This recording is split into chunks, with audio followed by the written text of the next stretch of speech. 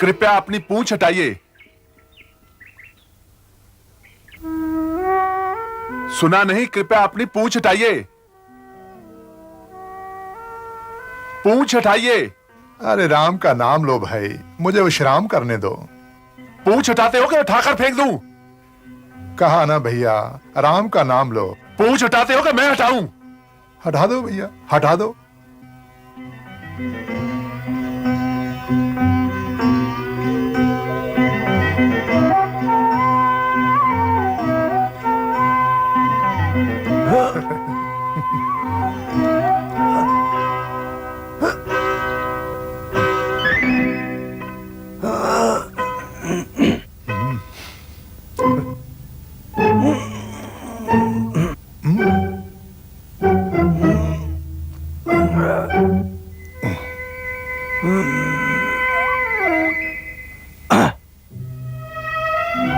हटा दो भैया, मेरी ये बड़ी पुरानी अभिलाषा है कि कोई मेरी पूंछ हटा दे। मेरे सपने को साकार कर दो भैया। इतने तो हट्टे कट्टे हो, एक पूंछ नहीं हटा सकते?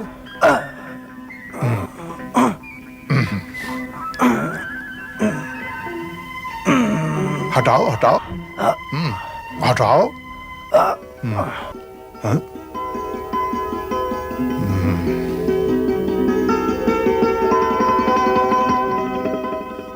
मैं क्षमा चाहता हूं।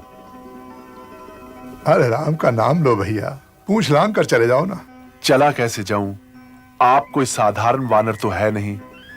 अपना परिचय दीजिए और अपने दर्शन दीजिए। राम का नाम लो कुंती पुत्र। सेवक के दर्शन करके क्या करोगे? स्वामी के दर्शनों की अभिलाषा करो। तो आप श्री राम भक्त पवन पुत्र हनुमान हैं।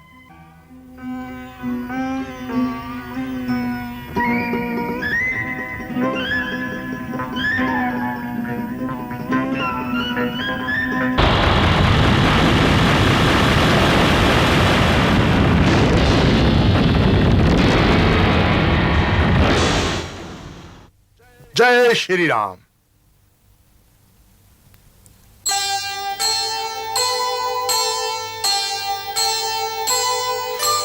पवन तनय संकट हरन मंगल मूर्ति रूप, राम लखन सीता सहित हृदय बसहु सुरभूप,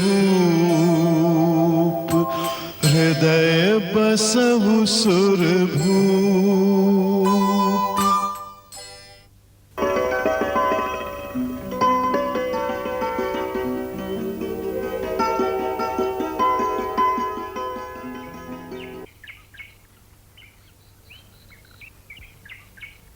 यदि मैं पवन पुत्र हनुमान नहीं होता तो तुम्हें बार बार भाई क्यों कहता? किंतु आप मुझे इस दशा में क्यों मिले? तुम्हें ये शिक्षा भी तो देनी थी अनुज कि निर्बल और वृद्ध का आदर करना चाहिए, और तुम्हें यह भी सिखाना था कि जो आंखें देखती हैं केवल उतना ही सत्य नहीं होता, सत्य हर आंख से बड़ा होता है। तुमने देखा कि एक वृद्ध वानर लेटा हुआ तुम्हारी बाहों के कसबल को चुनौती दे रहा है और तुमने चुनौती स्वीकार कर ली। क्या पता है अपनी जीवन यात्रा में तुम्हें किस मार्ग में, किस रूप में कौन मिल जाए। क्षमा चाहता हूं, अब कभी ऐसी भूल नहीं होगी। अच्छा, अब तुम जाओ। हमारा निवास यहां से अधिक दूर नहीं। आप वहां चलकर विश्राम कीजिए और मेरे भाइयों को भी आशीर्वाद दीजिए। मेरा आशीर्वाद तो सदैव तुम लोगों के लिए है।